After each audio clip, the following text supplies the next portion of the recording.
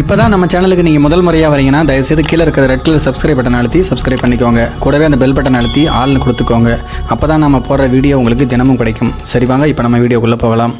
பெங்களூருவில் சாலை ஓரத்தில் சடலமாக கண்டெடுக்கப்பட்ட 67 வயது முதியவருடைய மரணம் தொடர்பான விசாரணையில் அவர் தன்னுடைய வீட்டு உதவியாளருடன் உடலுறவு கொள்ளும்போது இறந்தது தெரிய வந்திருக்கிறது.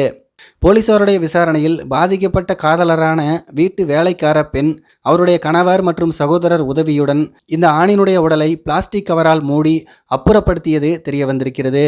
பிடிபட்டு விடுவோம் என்கின்ற பயத்தில்தான் இவ்வாறு செய்ததாக குற்றம் சாட்டப்பட்டவர் வாக்குமூலம் அளித்திருக்கிறார்.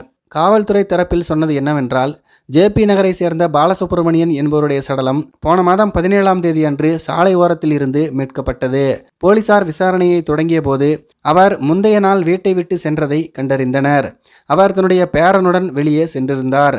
அவரை பேட்மிண்டன் வகுப்புக்கு அனுப்பிவிட்டு அவர் தன்னுடைய குடும்ப உறுப்பினர்களிடம் வீட்டுக்கு லேட்டாக தான் வருவேன் என்று சொல்லியிருக்கிறார். அப்போது சென்ற அவர் அதன் பிறகு வீடு திரும்பவில்லை. அந்த நபரை காணவில்லை என்று அவருடைய குடும்பத்தினர் சுப்பிரமணிய நகர் காவல் நிலையத்தில் புகார் அளித்துள்ளனர்.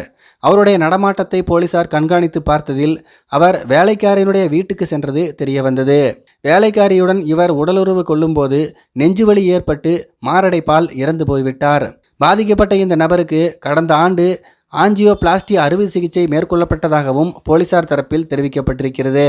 திடீரென இந்த முதியவர் இறந்துவிட்டதால் அந்த வேலைக்கார பெண் என்ன செய்வது என்று தெரியாமல் தன்னுடைய கணவரிடமும் மற்றும் அந்த பெண்ணினுடைய சகோதரரிடமும் இதை பற்றி சொல்லியிருக்கிறார். அவர்களும் இந்த பெண்ணை காப்பாற்றுவதற்காக அவருடைய சடலத்தை ஒரு பிளாஸ்டிக் கவரில் கட்டி சாலையோரத்தில் வீசி சென்றது போலீசாருடைய விசாரணையில் தெரிய வந்திருக்கிறது. நண்பர்களே, என்னுடைய சின்ன வயசு நண்பர் ஒருத்தங்க புதுசாக ஒரு சேனல் ஆரம்பிச்சிருக்காங்க. அது ஒரு கதை சேனல். அவங்க நல்ல நல்ல கதைகள்லாம் போட்டுக்கிட்டு இருக்காங்க.